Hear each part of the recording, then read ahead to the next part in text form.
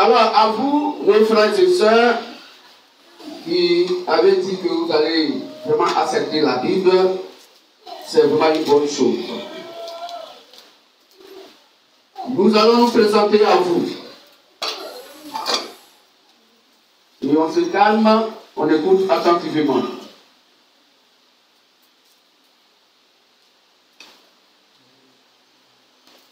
Nous allons nous présenter à vous. Nous sommes le ministère de la voix de minuit, Matthieu, verset 1 à 6. Pour certaines personnes, nos invités, ils vont se poser la question, mais ça c'était minuit encore. Nous sommes le ministère de la voix de minuit, Matthieu, verset 1 à 6.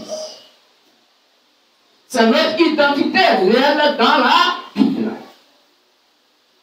C'est notre place dans la Bible. Le rôle pour lequel nous sommes sur la terre. Matthieu, verset 1 à 6. Qui dit que le royaume des cieux est semblable à 10 vierges qui, ayant pris leur lampe, allaient à la rencontre de l'époux. 5 d'entre elles étaient sages et 5 étaient folles. Les sages apprenaient leur lampe. Les sages apprenaient leur lampe, pris de l'huile en réserve avec elles. Mais les folles apprenaient leur lampe, ne prirent point d'huile en réserve. Amen. Mais puisque l'époux tardait à arriver, elle s'assoupit et s'endormit. Au milieu de la nuit, on cria. Au milieu de la nuit. Ce n'est pas minuit 24 heures de l'horloge humaine dont la Bible parle. Au milieu de la nuit, on cria. Voici l'époux, allez à sa rencontre. Au milieu de la nuit. Qu'est-ce que Dieu, la Sainte Bible, appelle milieu de la nuit? Il faut savoir d'abord qu'est-ce que Dieu, la Sainte Bible, appelle la nuit. Au milieu de la nuit. Donc ce n'est pas minuit, 24 heures de la nuit, ou 0 heure de la nuit, non. Mais c'est un temps que Dieu connaît, qui est le temps dans lequel nous nous trouvons aujourd'hui, qui est le temps de la Odyssée. Puis le 7e et dernier prophète messager, William Marion Branham, a prêché l'évangile du salut de son temps, de son époque. Et qui a acquis au Seigneur Jésus-Christ les 10 vierges, dans lesquelles il y a 5 folles et 5 sages. Amen. Au milieu de la nuit est appelée quoi? Ténèbres, Genèse 1, verset 4 à 5. On peut lire ça rapidement. Genèse 1, 4 à 5. Genèse 1, 4 à 5. Dieu vit que la lumière était bonne. Dieu vit que la lumière était bonne. Et Dieu sépara la lumière avec les ténèbres. Et Dieu sépara la lumière avec les ténèbres. Dieu appela la lumière jour. Et il appela les ténèbres nuit. Ainsi, il y eut un soir et il y eut un matin. Ce fut le premier jour. Amen. Amen. Dieu appelait la lumière quoi? Jour. Et les ténèbres quoi? Nuit. Mettez à l'esprit au milieu de la nuit. La Bible nous fait ressortir le mot nuit. Dieu appelle la lumière jour. Et il appellera les ténèbres nuit. Donc quand Dieu parle de la nuit, il parle des ténèbres. Donc nous reprenons le verset de Matthieu, verset 1 à 6. Au milieu des ténèbres. Est-ce qu'on comprend mieux? Est-ce que les ténèbres c'est 24 heures? Quand Dieu s'explique lui-même de par sa propre parole. Dieu étant lui-même son propre interprète. Dieu a son langage qui est différent du langage des êtres humains. Il utilise l'alphabet autant des êtres humains pour exprimer lui-même son langage qui lui est propre, n'a rien à voir avec la pensée humaine. Vous souvenez ça? Vous souvenez ça? Donc, au milieu de la nuit veut dire au milieu des ténèbres. C'est la Bible qui est la parole de Dieu sur la forme d'écriture. C'est Dieu lui-même qui va expliquer au milieu de la nuit. Car tout ce que l'homme dit est faux. Selon le 23, 4. Dieu se dit là, il se bénisse.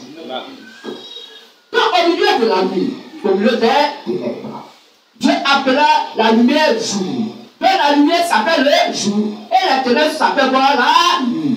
Il se bénisse. Et Dieu sépara la lumière avec les ténèbres. Donc, si la lumière est jour, à quoi est-ce que le jour est séparé? De quoi le jour est séparé? Je peux qu'on peut répondre. De quoi le jour est séparé? De quoi le jour est séparé? C'est simple. Ou bien? Tout ce que dit ça. Donc, de quoi les ténèbres sont séparées? Le jour. Et Dieu appela la lumière jour. Quand nous prenons le somme, ça du 905, comme on a dit tout à l'heure, la Bible dit que ta parole est une lampe à mes pieds. Or, les 10 vierges avaient quoi? Leur lampe. Donc, la lampe des 10 vierges, c'est quoi? La parole de Dieu. Somme 119, le verset 105. Ta parole est une lampe à mes pieds et une lumière sur mon sentier. Amen. Ta parole est une lampe à mes pieds et une lumière sur mes sentiers. Donc, la parole de Dieu est la lumière. Or, Dieu appellera la lumière jour. Mais la lumière s'appelle la parole de Dieu qui est le jour. Tout ce que dit ça.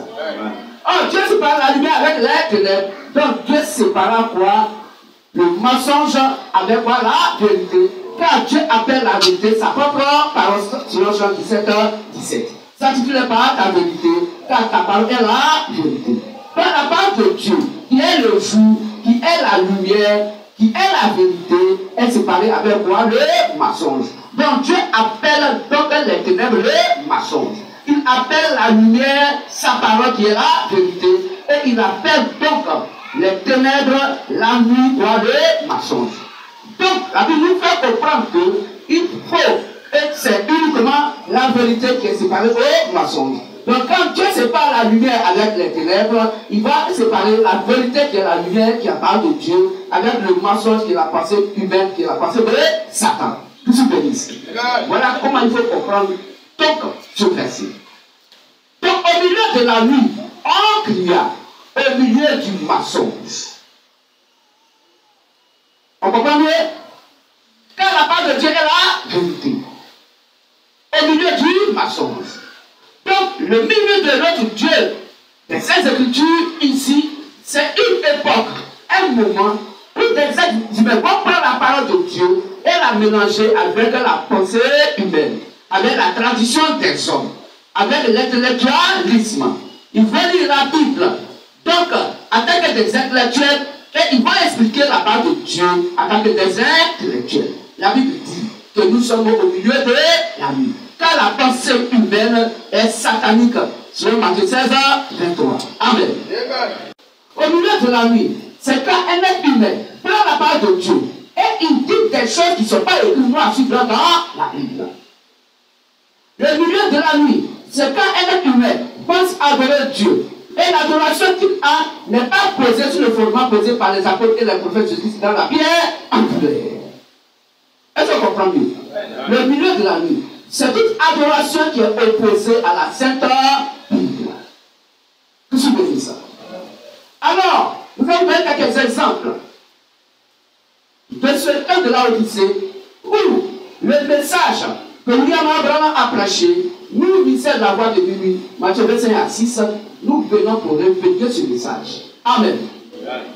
Nous sommes la voix qui crie au milieu de la nuit pour réveiller donc les 10 vierges que William Abraham a acquises au Seigneur Jésus-Christ. Ils sont bénis ça. Mais quand vous allez faire le réveil que le ministère de la voix de minuit, Matthieu 25 à 6 va faire, va séparer dans les 10 vierges des 5 folles et les 5 sages. Amen. Quand le ministère de la voix de minuit va donc intervenir dans ce réveil, alors nous allons manifester donc l'enlèvement des 5 vierges sages. Tout ce que dit. Voici notre rôle pour lequel nous sommes là aujourd'hui. Nous ne sommes pas un nouveau message et nous ne prêchons pas un nouveau message. Mais le message que nous prêchons, c'est le message que William Branham a prêché. Il est né en 1909, il est mort en 1965. Et son message court jusqu'à cette heure. Et c'est en ce moment que nous sommes là. Comme Jésus pouvait le dire dans Matthieu 24, que quand le figuier va reverdir, alors dites-vous que le Fils de Dieu est là, dans sa seconde venue. L'enlèvement va avoir lieu. Car personne ne connaît le jour ni l'heure. Aucun prophète ne connaît le jour ni l'heure. Aucun ange dans les cieux ne connaît le jour ni l'heure. Si ce n'est le Père seul. Donc aujourd'hui, si les gens avaient les yeux dans cette écriture, ils allaient comprendre et savoir que l'Esprit Père, cet Esprit Père devait être là à cette époque pour révéler le message du grand. Maintenant, les gens nous demandent, mais pourquoi vous venez à cette position?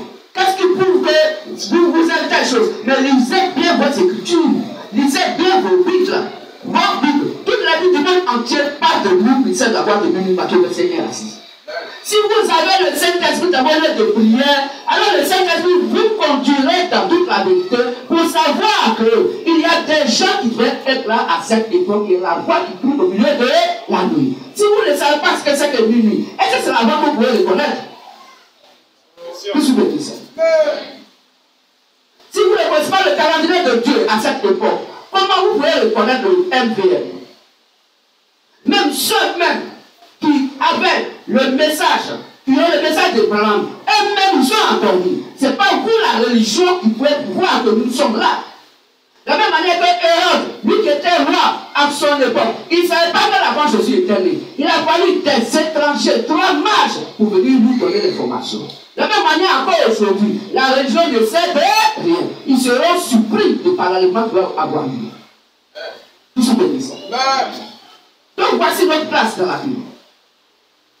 Frère, comme on n'a pas assez de temps, nous allons vous conduire sur la voie qui va vous permettre de retourner au paradis.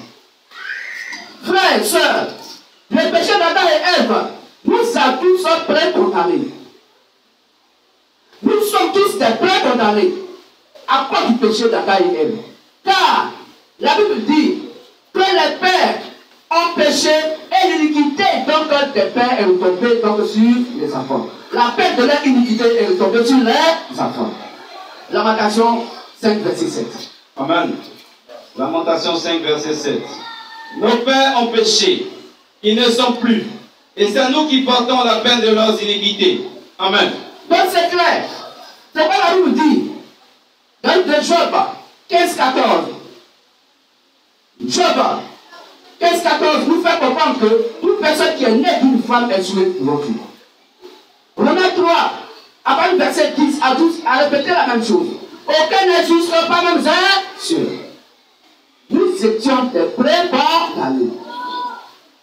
Amen. Tout ce que dit ça. Jean 15, 14. Qu'est-ce que l'homme, pour qu'il soit pur, celui qui est né de la femme, peut-il être juste? Amen. Donc celui qui est né de la femme peut-il être juste? Continue un peu. Si Dieu n'a pas confiance en ses anges, Dieu n'a pas confiance à ses anges. Si les cieux ne sont pas purs devant lui, ne sont pas purs devant Dieu, combien moins l'être abominable, comment l'être abominable et pervers, l'homme qui boit l'iniquité comme l'eau, l'homme qui boit le péché comme l'eau. Amen. Amen. Donc frère, le péché d'Adam et Ève nous conduit directement à l'enfer. Mais comme nous sommes des fils et des filles de ce véritable Dieu qui sont sur la terre, alors Dieu vient sur la terre pour chercher et sauver ce qui était perdu. Nous qui sommes ses fils et ses filles, il va mourir pour nous et se demander pardon à lui-même en versant son propre sang qui va se présenter à lui-même. Car ça qui vient de sang, il n'y a pas de pardon de péché. Étant venu sur la terre, à la personne de ce Dieu glorieux, dont le nom est le Seigneur Jésus le Christ, il va établir maintenant une nouvelle alliance. Il établit cette alliance avec ses fils. Afin qu'il soit donc le seul médiateur entre nous et Dieu. Amen. Amen. Donc frères et sœurs, s'il y a d'autres personnalités qui disent qu'ils sont des médiateurs entre les hommes et Dieu, ce sont des menteurs. Il n'y a qu'une seule personne, le Seigneur Jésus-Christ. C'est lui seul. En son nom, tout genou fléchira. Il n'y a que lui seul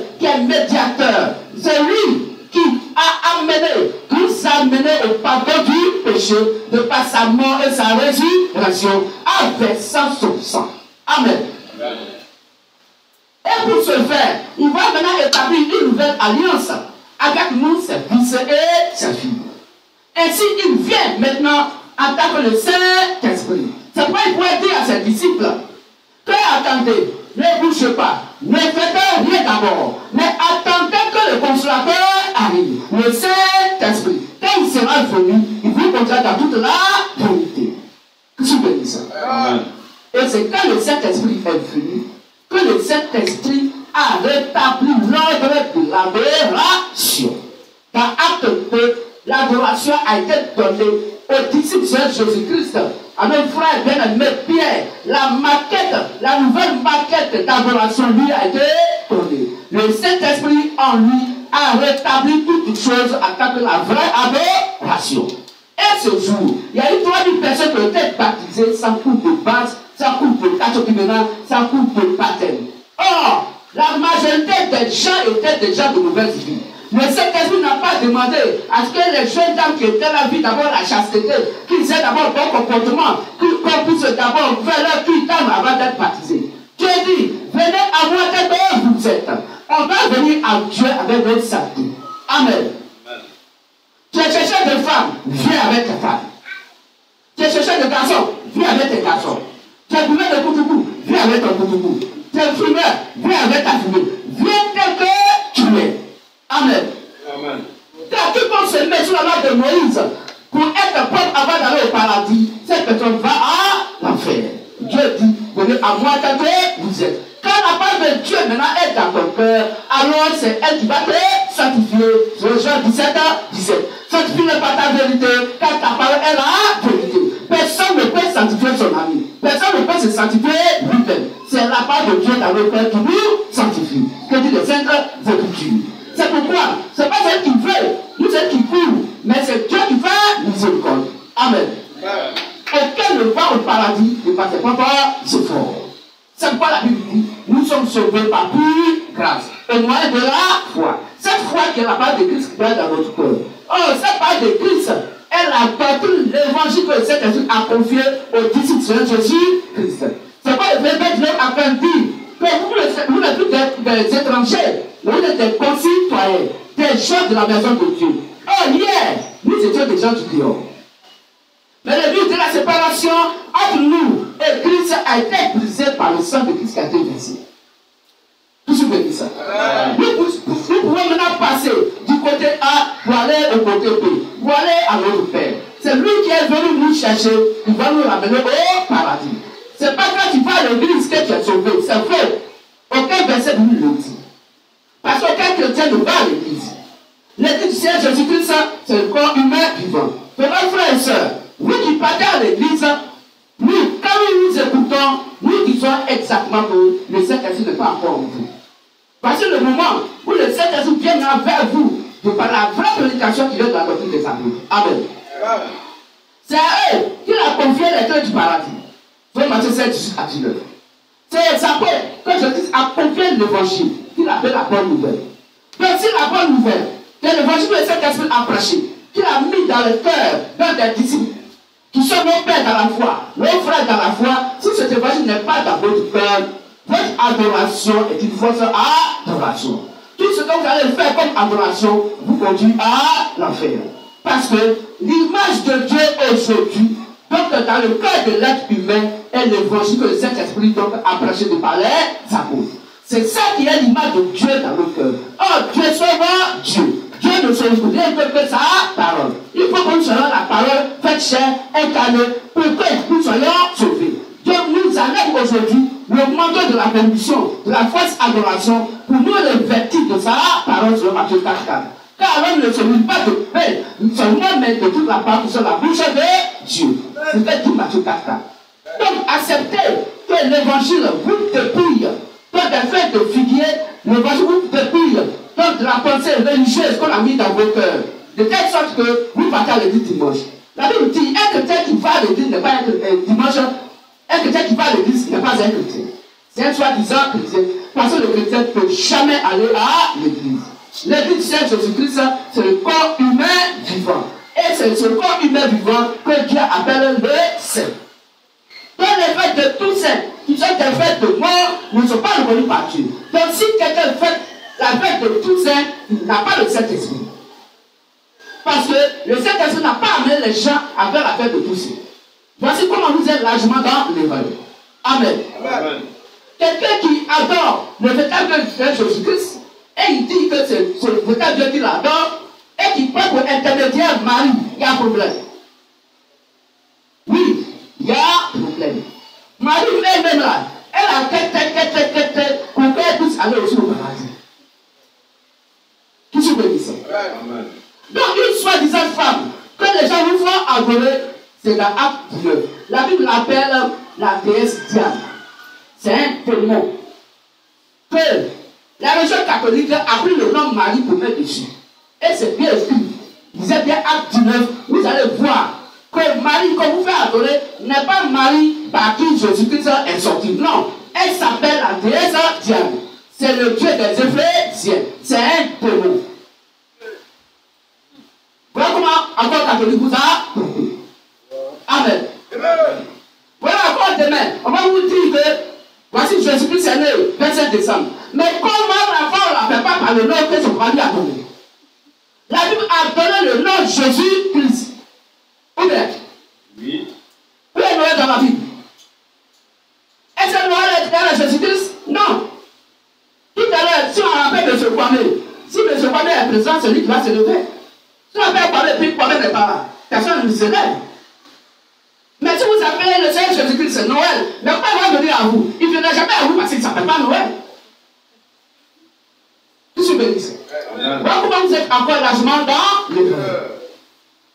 Sortez de cet dogme et venez à la vraie adoration du Seigneur Jésus-Christ, qui est la maquette vraie d'adoration que le Saint-Esprit a confiée aux apôtres. Raison pour laquelle ils ont tapé la poitrine pour dire que si un homme descend du ciel et qu'il prêche un autre évangile, autre que ce qu'ils ont prêché, que ce temps soit maudit. Que c'est béni ça. Donc une personne qui n'a pas l'adoration que les apôtres ont eue, cette personne n'est pas reconnue par Dieu. Dinae de 1 Matthieu 7, 21, 23. Dieu te dira, allez de moi, je ne t'ai jamais connu, toi qui connais moi une nuit, qui dit, que c'est béni ça.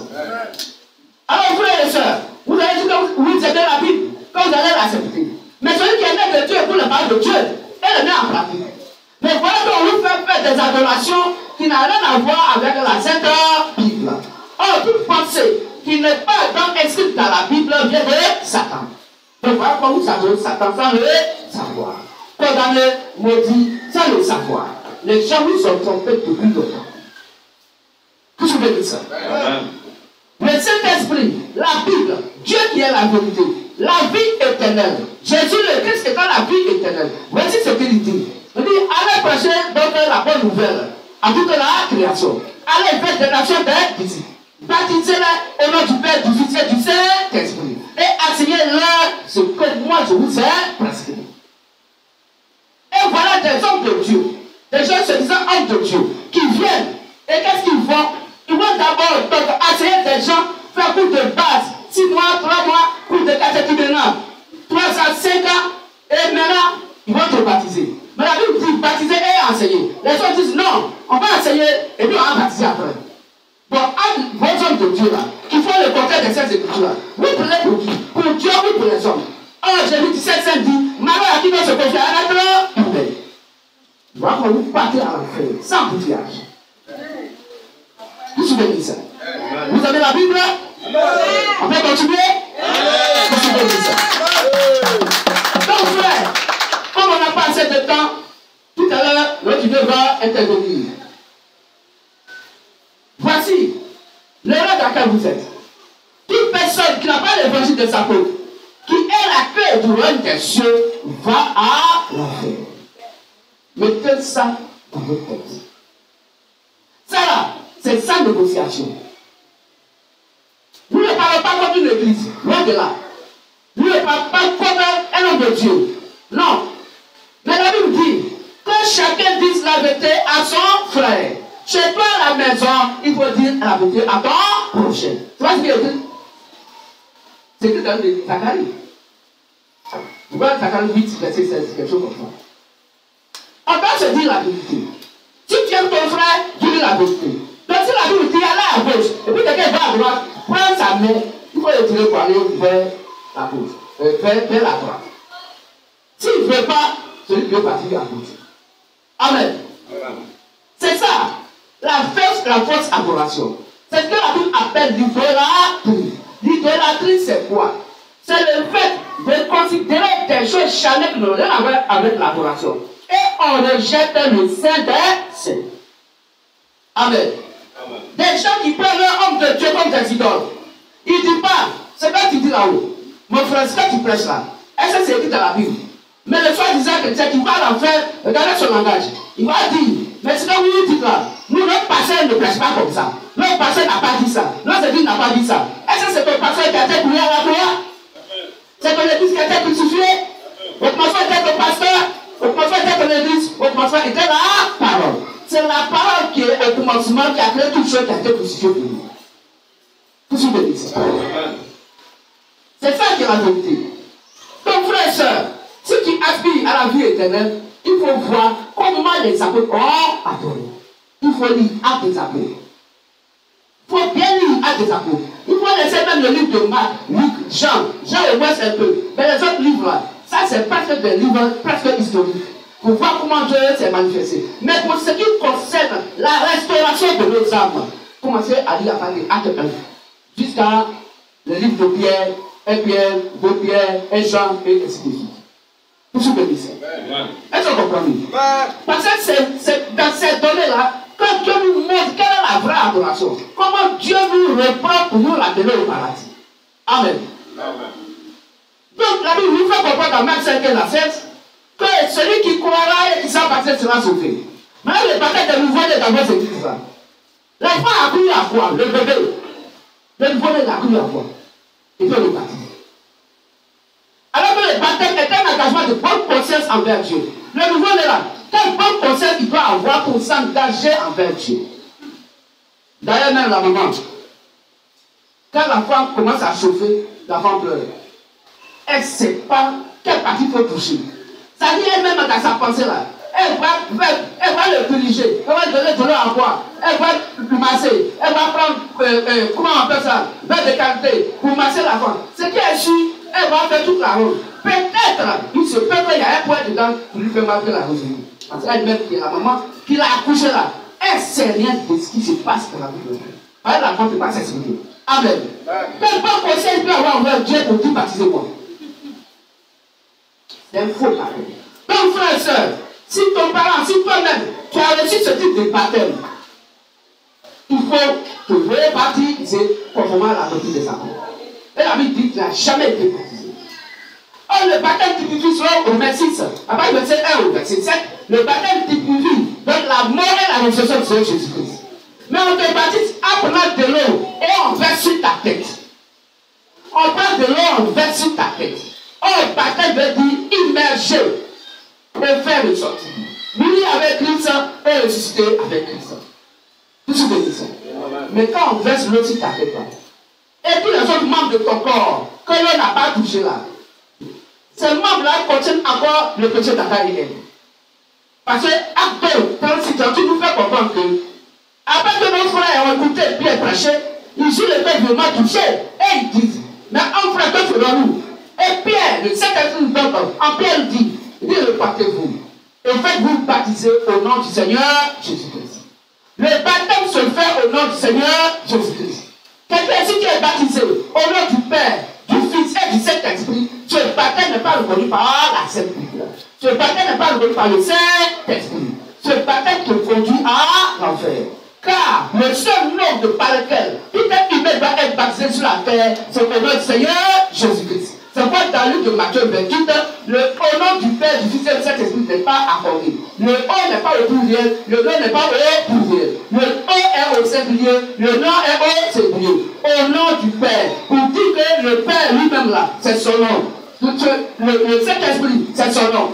Et le Fils, c'est son nom. Quel est ce nom? Le nom a été révélé dans Acte 2 par le Saint-Esprit, que c'est au nom du Seigneur Jésus-Christ. Donc Donc le nom du Père du Saint-Esprit s'appelle Jésus-Christ. Tout baptême, conforme donc au Saint-Esprit, doit être fait au nom du Seigneur Jésus-Christ. Frères et sœurs, si tu es baptisé au nom du Père, du Fils et du Saint-Esprit, tu n'as jamais été baptisé. Tu dois te rebaptiser. Et conformément à l'évangile que les apôtres ont prêché. En dehors de cela, mon frère, ma soeur, à mon frère. Je suis béni ça. Je suis béni ça. Donc, frères et sœurs, si vous êtes dans lieu de prière, il y a une femme qui vient à la chair pour prêcher la parole de Dieu. Il faut sortir. Il faut chercher le véritable évangile. Où on dit exactement ce qui est écrit noir sur blanc. Amen. Car la Bible dit, sur Hébreux 14, verset 38, que la femme ne doit pas parler dans l'église. Prêcher la parole de Dieu. C'est ce que Hébreux 2, 9 à 15 maintenant explique. Que la femme doit rester dans le silence. Elle ne doit pas enseigner la parole de Dieu pour prendre autorité sur l'homme. Tout ce que dit ça. Amen. Apocalypse 29 à 20 confirme cela. Dans la prédication d'une femme amène toute personne qui l'écoute à l'enfer. Si tu as un de prière, ces femmes qui prêchent la parole de Dieu, sortez de là.